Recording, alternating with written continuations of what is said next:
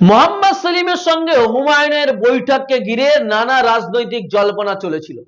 আর তারপরে এখনো একটা প্রশ্ন আসছে, হুমায়ুন কবিরের সঙ্গে কি মোহাম্মদ সেলিমদের জোট হবে? বাম এবং আইএসএফ এর সঙ্গে কি হুমায়ুন কবিরের পার্টি জেইউপি জোট হবে? না, কোনো মতেই ওপেন জোট হচ্ছে না। আমরা যা তথ্য পেয়েছি সেখানে কোনো মতেই বামপন্থীদের সঙ্গে হুমায়ুন কবিরের দলের কোনো রকম ভাবে জোট হচ্ছে না। আর সেই সূত্র ধরেই যেহেতু বাম এবং আইএসএফ তারা জোটের ফাইনাল সিদ্ধান্ত নিয়েছে, তাহলে সেই জায়গায় দাঁড়িয়ে বামেদের সঙ্গে হুমায়ুনের সঙ্গে জোট না হয় আইএসএফ এর সঙ্গেও হুমায়ুন কবিরের কোনো মতেই জোট হচ্ছে না। তাহলে পশ্চিমবঙ্গের রাজনীতিতে এখন কি হবে? একদিকে বিজেপি, একদিকে তৃণমূল, একদিকে বাম এবং আইএসএফ, আর একদিকে যদি মিম এবং জেইউপি, তাহলে পঞ্চমুখী পশ্চিমবঙ্গে 2026 বিধানসভা নির্বাচনে লড়াই হতে চলেছে।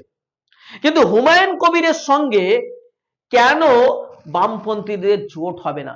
এর পিছনে রাজনৈতিক কি কারণ রয়েছে?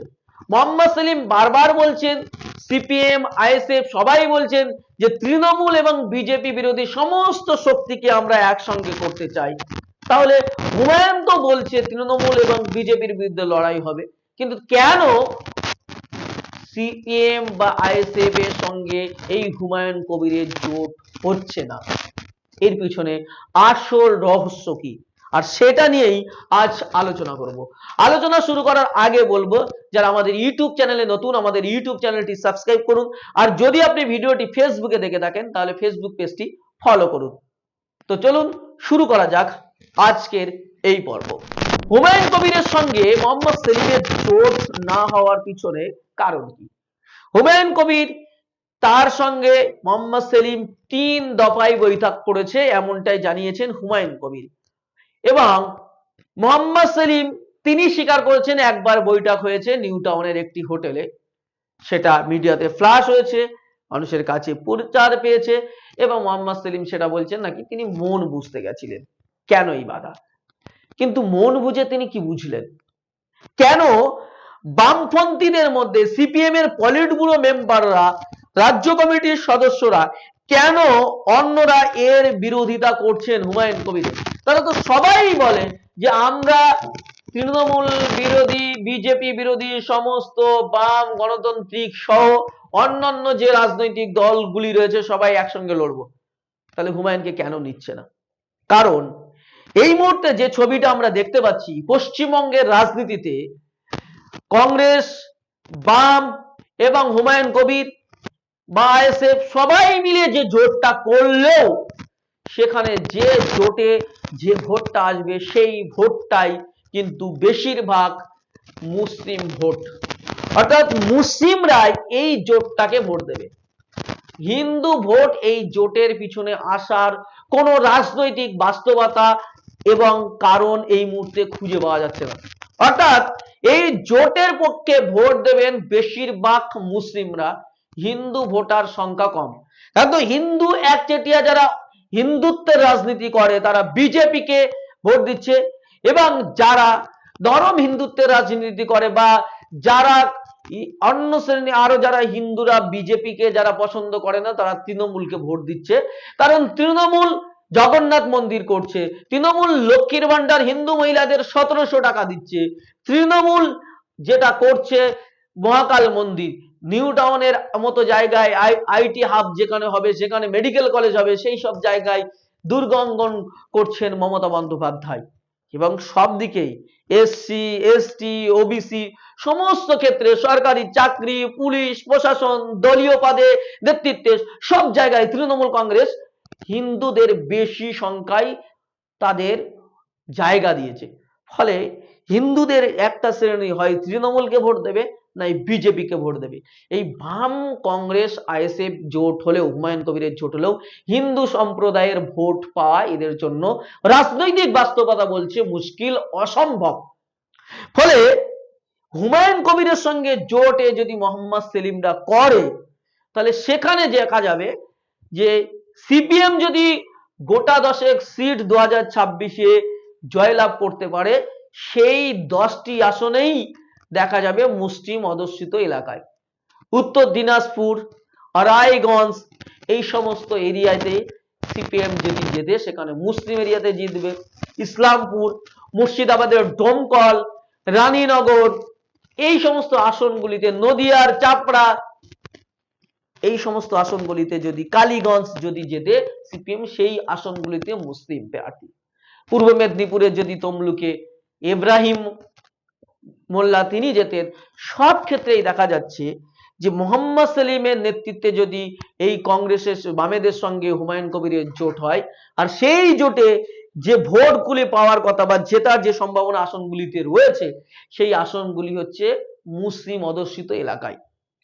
ফলে মোহাম্মদ সেলিমের নেতৃত্বে মুসলিম অধ্যুষিত এলাকায় যদি 10টা আসন পায়, তাহলে সিপিএম এর যে সমস্ত অমুসলিম লিডাররা রয়েছেন, সুজন চক্রবর্তী, সব্যসাচী চ্যাটার্জি, বিমান বসু, আরো যারা নেতৃত্বতা রয়েছেন, সূর্যকান্ত মিশ্র, এরা যারা রয়েছেন, এই হিন্দু অধ্যুষিত এলাকা থেকে যদি একটাও এমএলএ বার করতে না পারে, তাহলে আগামী 5 বছর, হয়তো 2026-এর পর আরো 5 বছর মোহাম্মদ সেলিম এই লিডারদের উপরে ছড়ি ঘোরাবে। মোহাম্মদ সেলিম বলবে যে আমি তো 10টা এমএলএ মুসলিম এলাকা থেকে বার করেছি, সূর্যকান্ত মিশ্র, সুজন চক্রবর্তীরা, সব্যসাচী চ্যাটার্জিরা, আরো যারা নেতৃত্ব রয়েছে, বিমান বসুরা, তারা অমুসলিম এলাকা থেকে কটা আসন নিয়ে আসতে পেরেছে? তারা তো হয়তো পারবে না। আর এটা রাজনৈতিক বাস্তবতা। তাহলে আগামী 5 বছর আবার এই আলিমুদ্দিনে মোহাম্মদ সেলিম অন্যান্য নেতাদের এর উপরে ছড়ি ঘোরাবে, এইটা অন্য নেতারা সহ্য করতে পারছে না বা পারবে না। আর সে কারণেই হুমায়ুনের সঙ্গে জোটের পক্ষে যাচ্ছে না। কারণ মুর্শিদাবাদে এই মুহূর্তে যে পরিস্থিতি তৈরি হয়েছে, কংগ্রেস যেহেতু আলাদা লড়ছে, সিপিএম কে জিততে হলে অবশ্যই হুমায়ুনের হাত ধরতে হবে, তাহলে সেখানে জেতা মুশকিল। ডোমকল, রানীনগর, এই সমস্ত আসনগুলিতে সিপিএম এর জন্য জেতা মুশকিল। সিপিএম এর মেম্বার রাজ্য কমিটি চাইছে সিপিএম শূন্য আছে, শূন্য থাকুক, বা একটা 200 আসন আসে আসুক, না আসে না আসুক, কিন্তু মোহাম্মদ সেলিম আমাদের উপরে ছড়ি ঘোরাবে, এইটা আমরা চাই না। বরং তারা চায় মোহাম্মদ সেলিম যে গত 5 বছরে তিনি সাংগঠনিক ভাবে কিছুই করতে পারলেন না, শূন্যর ঘোড়া কাটাতে পারলেন না, আবার 5 বছর তিনি যে ব্যর্থ সেটা প্রমাণিত করে নতুন তারা লিডারশিপ খুঁজছে বামপন্থীরা। হ্যাঁ, সেজন্যই হুমায়ুনের সঙ্গে জোটের পক্ষে যাচ্ছে না বলেই আমরা রাজনৈতিক বিশ্লেষকদের কাছ থেকে তথ্য পাচ্ছি, এবং রাজনৈতিক বিশ্লেষকরা এটাই মনে করছেন, আর সেটাই আজ আপনাদের জানালাম। শুধু এখানেই শেষ নয়, আরো বিষয় রয়েছে। যদি বলেন আদর্শগত কারণে হুমায়ুনের সঙ্গে বামপন্থীরা জোট করে না, তাহলে সেদিন আদর্শ কোথায় ছিল যখন কংগ্রেসের সঙ্গে বামপন্থীরা লড়াই করেছিল, জোট করেছিল? সেদিন আদর্শ তাদের কোথায় ছিল নওশাদ সিদ্দিকীর সঙ্গে যখন মোহাম্মদ সেলিমরা জোট করেছিল?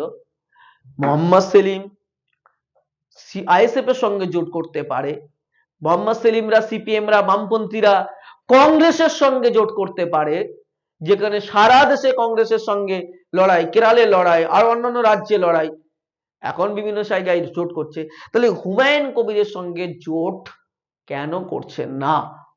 ফলে এটা আদর্শের নয়, এটা অস্তিত্বের লড়াই।